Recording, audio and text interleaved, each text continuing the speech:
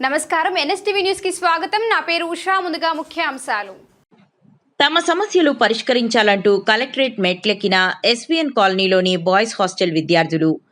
నగరంలోని ఎస్వీఎన్ కాలనీలో ఉన్న ప్రభుత్వ బాయ్స్ హాస్టల్ విద్యార్థులు సోమవారం నాడు తమ సమస్యలను పరిష్కరించాలని కోరుతూ కలెక్టరేట్ ఎదుట నిరసన వ్యక్తం చేశారు.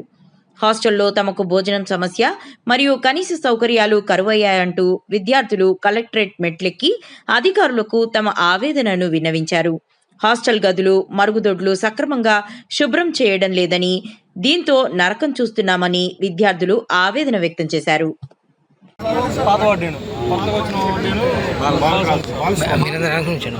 ఇప్పుడు నారాయణ రెడ్డి గారి మంగళగిరి ఆయనకి ఏం పని కదా? ఆయనకేం పని? సంబంధం లేని వ్యక్తులు ఎందుకు ఇన్వాల్వ్ అవ్వాలి? దొంగలు ఊర్లు పంచుకున్నట్టు వీళ్ళకి వాళ్ళు వత్తాసా? అసలు కాలుతో విద్యార్థిని కొట్టడం ఏంటండి? ఈ రోజుల్లో విద్యార్థులు కొట్టడమే నేరం కదా.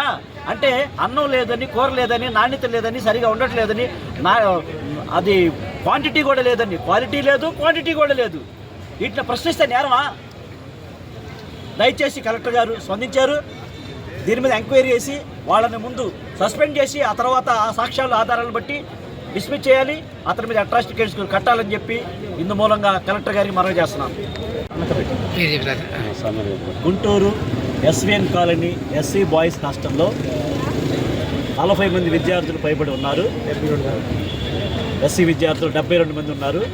అయితే వీరికి అక్కడ మెస్ కానీ, టాయిలెట్స్ కానీ, ఇతర ఫెసిలిటీస్ కానీ ఏవి కూడా సరిగా లేవు. వాటిని ప్రశ్నిస్తే నేరం. ప్రశ్నించిన వాళ్ళ మీద వేధింపులు.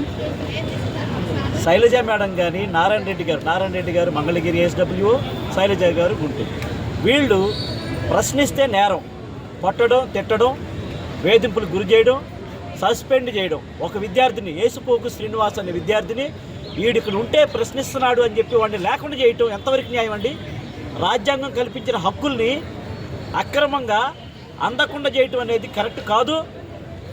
అదేవిధంగా కాలితో కొట్టాడండి నారాయణ రెడ్డి అనే ఎస్డబ్ల్యూ, ఒక విద్యార్థిని సాక్ష్యం కూడా ఉంది. అతని మీద అట్రాసిటీ కేసు మాత్రమే కాదు, అతన్ని సస్పెండ్ చేయటం కాదు, డిస్మిస్ చేయాలి. అతనికి అప్పచెప్పిన బాధ్యతలు నెరవేర్చకుండా చట్ట వ్యతిరేకంగా ప్రవర్తించడం కరెక్ట్ కాదు. అది మానవతా దృక్పథం కాదు.